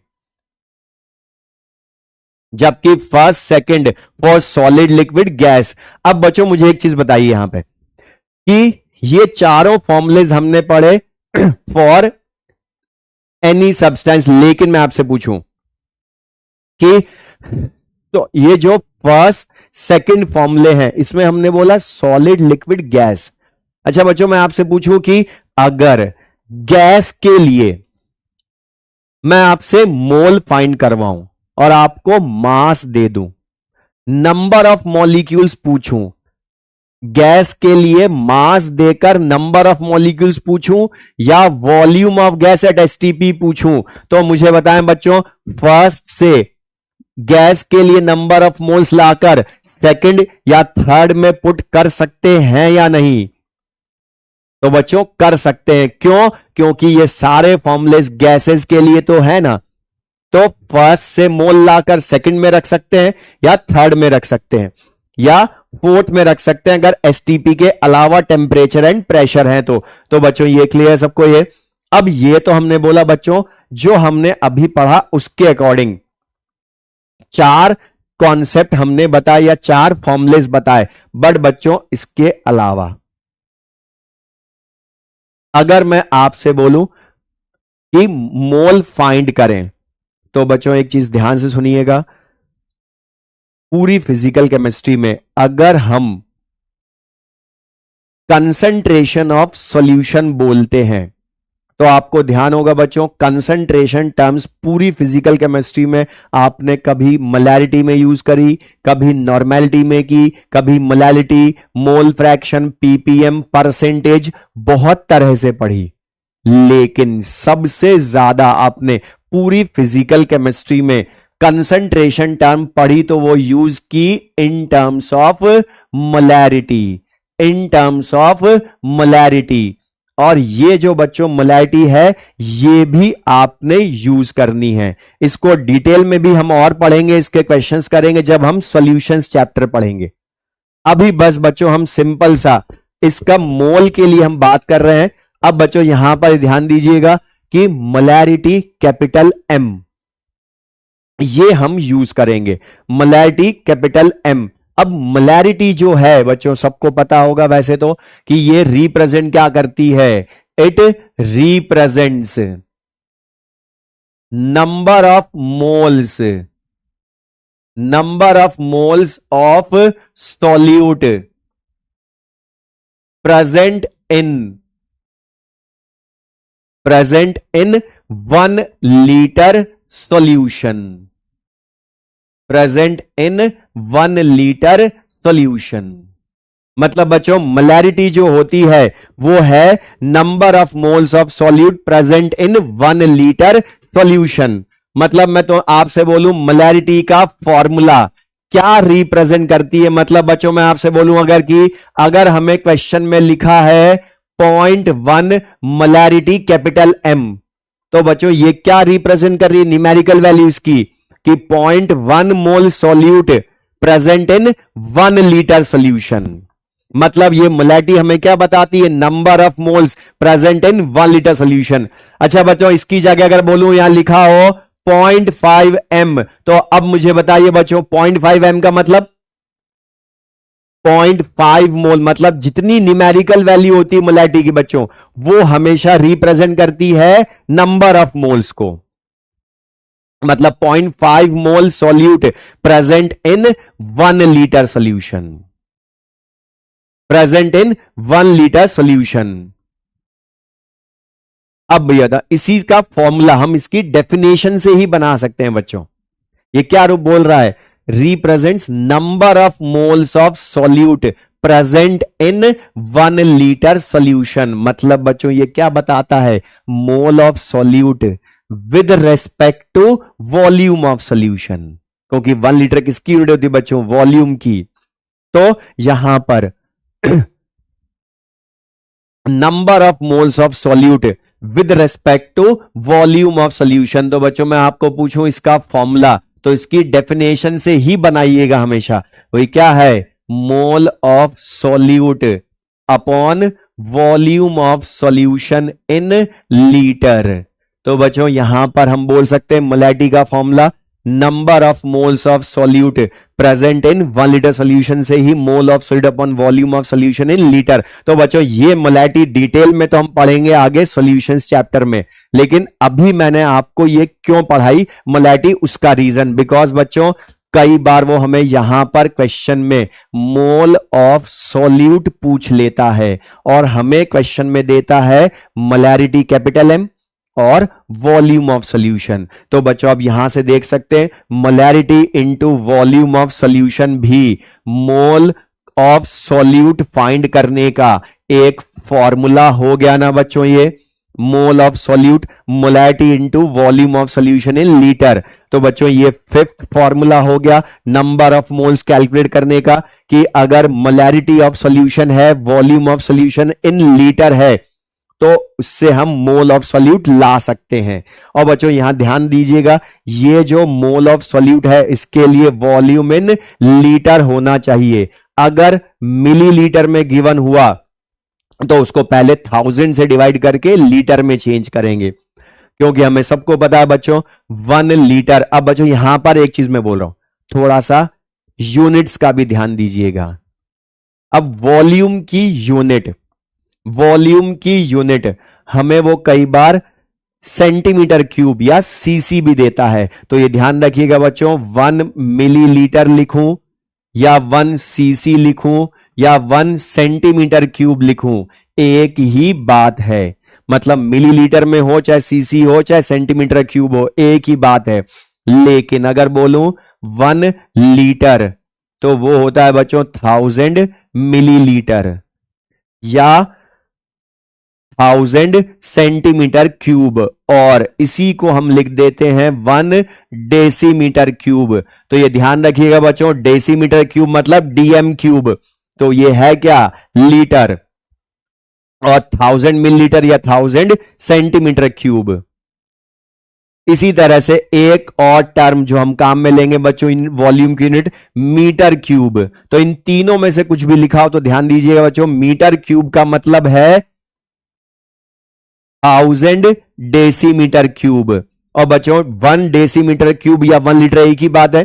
तो 1000 डेसीमीटर क्यूब को मैं अगर सेंटीमीटर क्यूब में बदलना चाहूं तो इंटू 1000 कर देंगे हम, तो ये क्या हो जाएगा 10⁶ सेंटीमीटर क्यूब।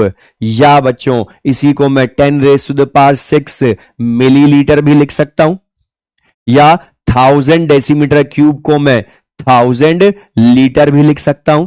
तो ये सब कन्वर्जन है बच्चों वॉल्यूम के, इनका आपको ध्यान रखना है इनके लिए। तो ये क्लियर है बच्चों, 5th formula volume number of moles of solute का। तो ये क्लियर है सबको बच्चों ये।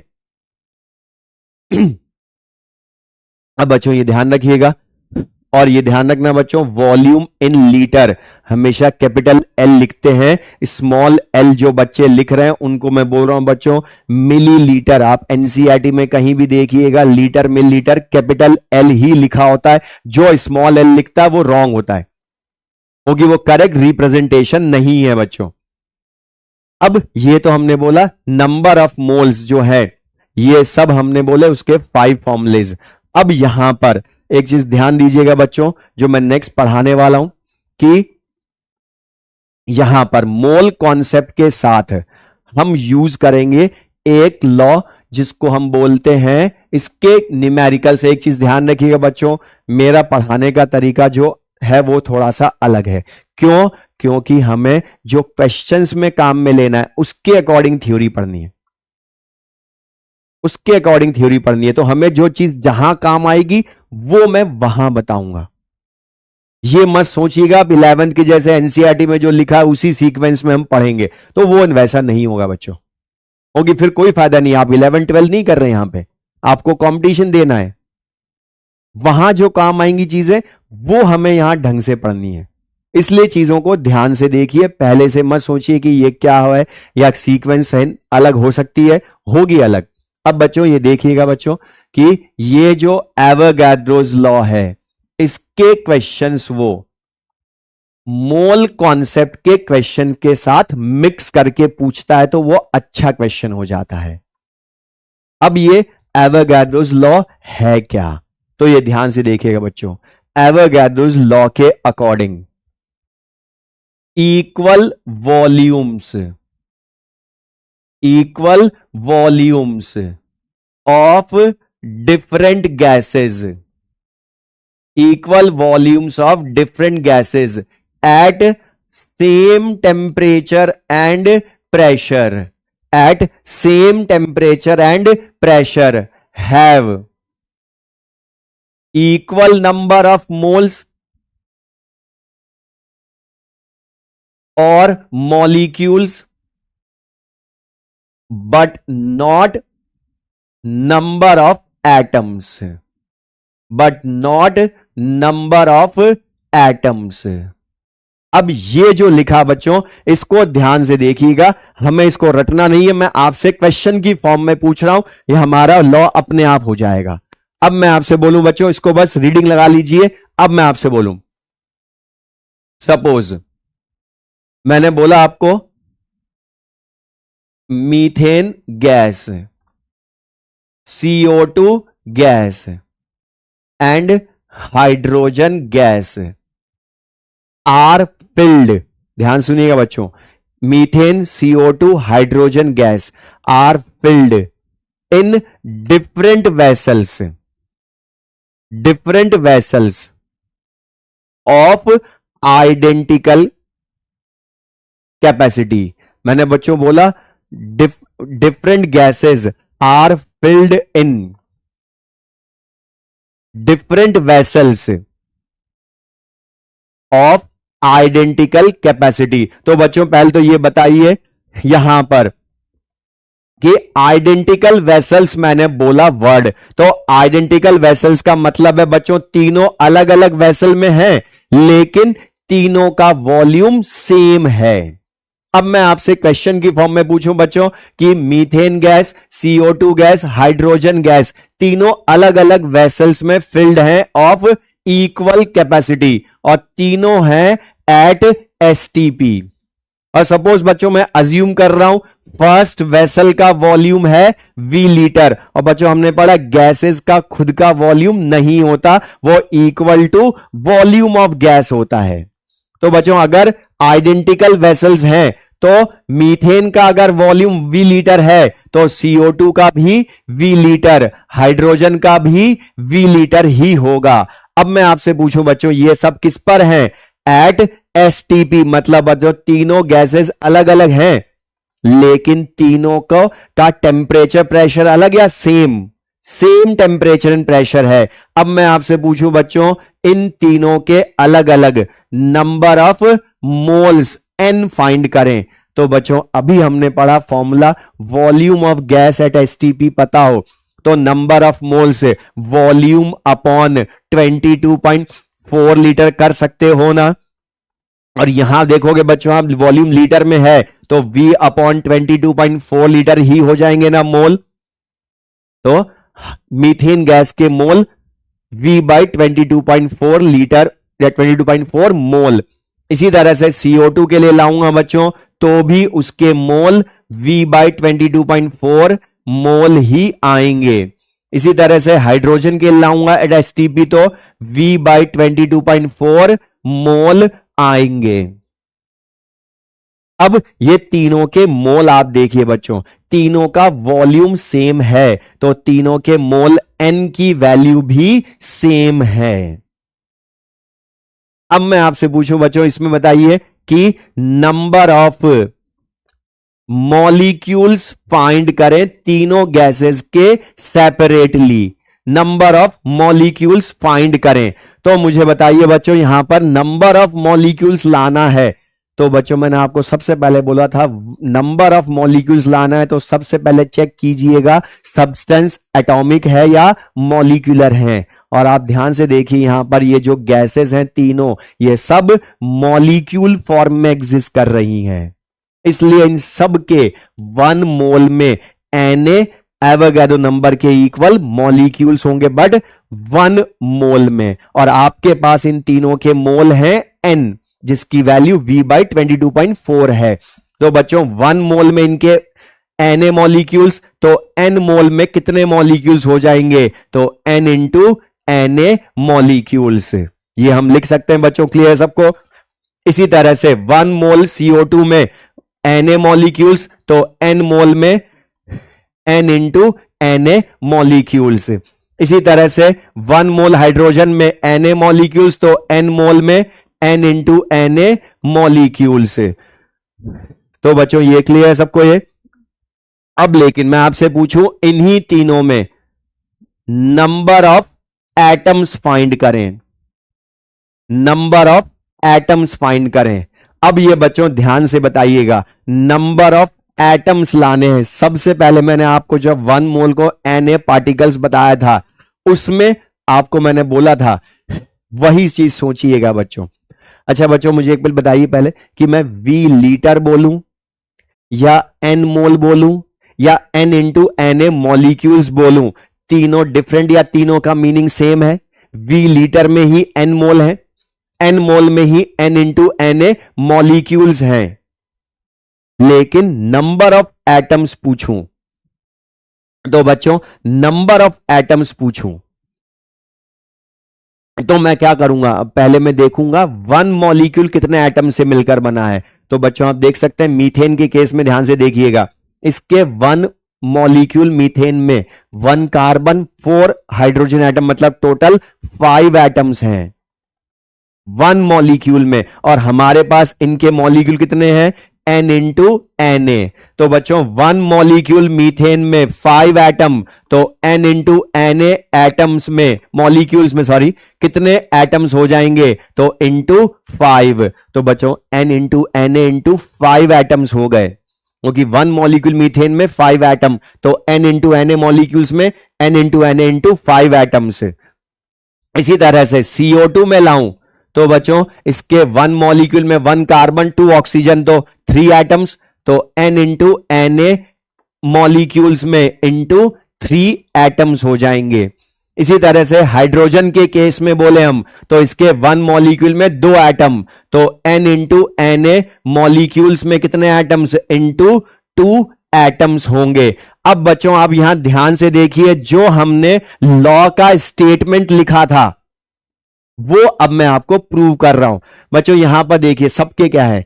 Equal volume of different gases at same temperature and pressure, तो have equal number of moles, equal number of moles. तो बच्चों आप देख सकते हैं यहां इक्वल नंबर ऑफ मोल्स सबके हैं V/22.4। अब मॉलिक्यूल्स भी सेम है और होने चाहिए बच्चों, मॉलिक्यूल भी सेम होने चाहिए। क्यों होने चाहिए? रीजन थियोरेटिकली, बिकॉज बच्चों किसी भी सब्सटेंस के 1 मोल में मॉलिक्यूल अगर वो है तो हमेशा ऑलवेज Na मॉलिक्यूल्स होते हैं। मोल्स भी सेम क्यों है? बिकॉज बच्चों सबके 1 मोल में का वॉल्यूम 22.4 लीटर होता है, लेकिन मुझे बताइए नंबर ऑफ एटम्स सेम नहीं होते। यह ध्यान रखिएगा बच्चों। क्यों? क्योंकि हर मॉलिक्यूल का हर सब्सटेंस का 1 मॉलिक्यूल अलग अलग नंबर ऑफ एटम से बना होता है। यहां देखिए बच्चों, इसका मीथेन का 1 मॉलिक्यूल 5 एटम से मिलकर बना है, जबकि CO2 का 3 एटम से मिलकर बना है, जबकि हाइड्रोजन का 2 एटम से मिलकर बना है। इसलिए number of atoms always equal हो। ध्यान सुनिएगा बच्चों, मैं बोल रहा हूं number of atoms always equal हो, जरूरी नहीं है, कभी कभी हो सकते हैं ये भी सेम। अगर मैं आपसे बोलूं हाइड्रोजन की जगह O2 होता तो O2 भी वन एटम या वन मॉलिक्यूल सॉरी 2 एटम से मिलकर बनता है। तो बच्चों फिर यहां पर N इंटू Na इंटू 2 हो जाएगा। तो ये चीज क्लियर सबको बच्चों। यहां पर अब ये जो लिखा है तो इक्वल, तो ये ऑलवेज इक्वल नहीं होते नंबर ऑफ एटम, इसलिए हमने नहीं लिखा इसको। अब बच्चों यहां पर ध्यान रखिएगा, ये हम यूज करेंगे। कैसे करेंगे? अब इसी से एक हम फॉर्मूला बना रहे हैं बच्चों, मोल कॉन्सेप्ट के क्वेश्चंस को करवाने के लिए। मोल कॉन्सेप्ट के क्वेश्चंस। और एक चीज ध्यान रखिएगा बच्चों, इन गैसेस में कभी भी इनर्ट गैसेस को नहीं सोचेंगे आप, क्योंकि हम यहां रिएक्शन में पढ़ते हैं। इनर्ट गैसेस रिएक्शन रेयरली करती हैं, तो इनर्ट गैसेस के लिए कभी भी नहीं सोचोगे आप, क्योंकि इनर्ट गैसेस को हम छोड़ दें तो बच्चों हमेशा जो भी गैसेस हम लेते हैं, चाहे हाइड्रोजन हो, ऑक्सीजन हो, क्लोरीन हो, कोई भी हो, मोस्टली मॉलिक्यूलर गैसेस होती हैं। मतलब वो एक से ज्यादा एटम से मिलकर बनी होती हैं। तो बच्चों ये ध्यान रखिएगा, यहां पर जो मैं बता रहा हूं इसका मीनिंग क्लियर सबको बच्चों। ये तो यहां पर हमने बोला equal volumes of different gases have equal number of moles molecules but not number of atoms। और ये number of molecules, number of atoms या पार्टिकल्स ला रहे हैं। यहां पर कभी भी साइज को यूज नहीं करते अक्षत बेटा, साइज से यहां पर नहीं कर रहे हम, कोई इनऑर्गेनिक नहीं पढ़ रहे हैं कि हम उसमें साइज सोचें। ये ऐसे फालतू चीजें आप सोचोगे परेशान होगे, हमेशा इजी सा टॉपिक अपने लिए टफ कर लोगे। यहां नंबर ऑफ पार्टिकल्स की बात हो रही है, ना कि साइज की। ऐसी फालतू चीजें मत सोचो। अब ये हमने बोला यहां से, अब एक चीज ध्यान रखिएगा बच्चों, काम की चीज बहुत इंपॉर्टेंट, ये आपको ध्यान रखना, आपका 100% बोलो, कभी कोई क्वेश्चन रॉन्ग नहीं होगा। ध्यान से देखिएगा कि नंबर ऑफ एटम्स, इस लास्ट से हम एक कंक्लूजन बना लें। नंबर ऑफ एटम्स का फॉर्मूला बच्चों आप यहां देखिएगा, वी लीटर को हमने किसमें बदला? मोल इंटू Na इंटू 5 या 3 या 2। इसके लिए हम नंबर ऑफ एटम्स का formula mole into Na into atomicity. और बच्चों ये ध्यान रखिएगा कि एटोमिसिटी डिफरेंट मॉलिक्यूल्स की डिफरेंट हो सकती है, और ये जो एटोमिसिटी होती है बच्चों ये रिप्रेजेंट करती है number of atoms present in one molecule of a substance, present in one molecule of a substance। और आप देख सकते हैं बच्चों कि मॉलिक्यूल को यहां पर नंबर ऑफ एटम्स जो है, ये एटॉमिसिटी मीथेन की बोलूंगा तो 5, जबकि CO2 की तो 3, जबकि हाइड्रोजन की 2। तो बच्चों ये क्लियर सबको। नंबर ऑफ एटम्स जो है वो क्या हो गया? Formula mole into Na into atomicity. तो बच्चों ये क्लियर सबको, आपने लिख लिया होगा इसको, नहीं भी लिखा होगा तो आपको PDF मिल जाएगी, आप वहां उससे और अच्छे से नोट्स बना सकते हैं। अब इसमें एक चीज का और मुझे ध्यान दीजिएगा बच्चों, मैं जो एक और टर्म बोल रहा हूं आपको, इसका भी ध्यान रखिएगा कि एवोगाड्रोस लॉ, इसको भी हम न्यूमेरिकल में यूज करेंगे मोल कॉन्सेप्ट के। जो मोल कॉन्सेप्ट के न्यूमेरिकल्स हम नेक्स्ट क्लास में पढ़ेंगे, बट उसके पहले एक छोटी सी टर्म जो है वेपर डेंसिटी। वेपर डेंसिटी, और इसको हम शॉर्ट में लिख देते हैं VD, वेपर डेंसिटी। बच्चों मैंने आपको डेंसिटी नहीं लिखी है, वेपर डेंसिटी लिखी है, क्योंकि डेंसिटी तो सिंपल सा होती है मास by volume. Mass by volume ये किसी भी सब्सटेंस की हो सकती है, बट वेपर डेंसिटी होती है वॉलेटाइल सब्सटेंस की या गैस की। वॉलेटाइल सब्सटेंस की। अच्छा, वॉलेटाइल सब्सटेंस का मतलब है कि जो सब्सटेंस वेपर में कन्वर्ट हो सकता है, जैसे वाटर। तो बच्चों वाटर इवेपोरेट होकर वेपर बना सकता है। तो बच्चों ये जो है ये क्या है? वॉलेटाइल सब्सटेंस की। और इसका बच्चों आपको ध्यान रखना है, वेपर डेंसिटी जो होती है ये exact density mass by volume नहीं होती है। ये होती है vapour density, density of gas with respect to density of hydrogen gas at both are at same temperature and pressure. और बच्चों आपको बोल रहा हूं इस पर भी बेस्ड, पहले जब नीट के पहले AIPMT होती थी तब इस पर भी बेस्ड क्वेश्चन आया था और बिल्कुल इजी सा बच्चों।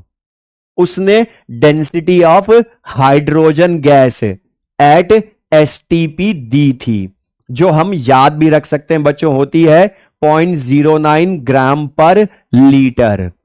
ये आपको दी थी, डेंसिटी ऑफ गैस दी थी। और वोलेटाइल सब्सटेंस का बच्चों मतलब बताया था कि वो सब्सटेंस जो वेपर में कन्वर्ट हो सकता है, वाटर हो वो वेपर बना सकता है, वाटर वेपर, अल्कोहल हो वेपर बनता है, तो वो सब क्या है, वोलेटाइल सब्सटेंस। या कैम्फर होता है बच्चों, वेरी गुड आशुतोष बेटा, कैम्फर मतलब जो वेपर में बदल सकता है। अब वेपर डेंसिटी जो है ये होती है density of a gas relative to density of hydrogen gas. अब वेपर डेंसिटी, और ये बच्चों डायरेक्ट ध्यान रखना है फॉर्मूला, और पूरी फिजिकल केमिस्ट्री में ध्यान से दीजिएगा बच्चों, पूरी फिजिकल केमिस्ट्री में वेपर डेंसिटी कहीं भी गिवन हो तो उसका यूज होता है कि हम उससे मॉलिक्यूलर वेट ला सकते हैं। जो हमें डायरेक्ट ध्यान रखना है ये होता है डबल ऑफ वेपर डेंसिटी। अब बच्चों ये कैसे आया ये हमने याद रखना है। ओके, इसका डेरिवेशन बच्चों कुछ काम का है नहीं, मैं आपको डेरिवेशन बता भी दूंगा, आइडियल गैस इक्वेशन की हेल्प से लाते हैं, लेकिन हमें इसको डायरेक्ट ध्यान रखना है सिंपल सा, तो इसको यूज कर लेंगे क्योंकि टाइम वेस्ट होगा, कुछ फायदा नहीं है उसको बताने से। तो बच्चों ये मॉलिक्यूलर वेट, अब एक चीज ध्यान रखिएगा, जब भी वेपर डेंसिटी आपको क्वेश्चन में, ध्यान सुनिएगा, मॉलिक्यूलर मोल कॉन्सेप्ट के न्यूमेरिकल्स हम नेक्स्ट क्लास में करेंगे, बट उसके लिए पहले एक बार आपको एक चीज बोल रहा हूं बच्चों कि वेपर डेंसिटी जो है वो जब भी आपको क्वेश्चन में गिवन हो या कैलकुलेट करवाए तो उसका एक ही यूज है कि आपको उससे इनडायरेक्टली मॉलिक्यूलर वेट को यूज करना है। तो ये ध्यान रखिएगा बच्चों, मॉलिक्यूलर वेट या वेपर डेंसिटी बात एक ही है, लेकिन ये है किसके लिए, वोलेटाइल सब्सटेंस के लिए। अब वो सैनिटाइजर हो कोई भी हो, वो भी अल्कोहल होता है बच्चों। अब यहां तक हमने जो पढ़ा बच्चों, इसको मैं आपको एक चीज बोल रहा हूं, इसको रिवाइज कीजिएगा आज ही अच्छे से। हम नेक्स्ट क्लास में इसके न्यूमेरिकल्स करेंगे और बच्चों आपको मैं होमवर्क डेली दूंगा। आज हमारी फर्स्ट क्लास इंट्रोडक्शन थी, होप आपको सब समझ में आया होगा। और क्वेश्चंस के लिए अभी आपको नहीं करने, पहले मुझे करवाने दीजिए क्वेश्चंस, उसके बाद आपको मॉड्यूल के या कहीं से भी क्वेश्चन करने हैं।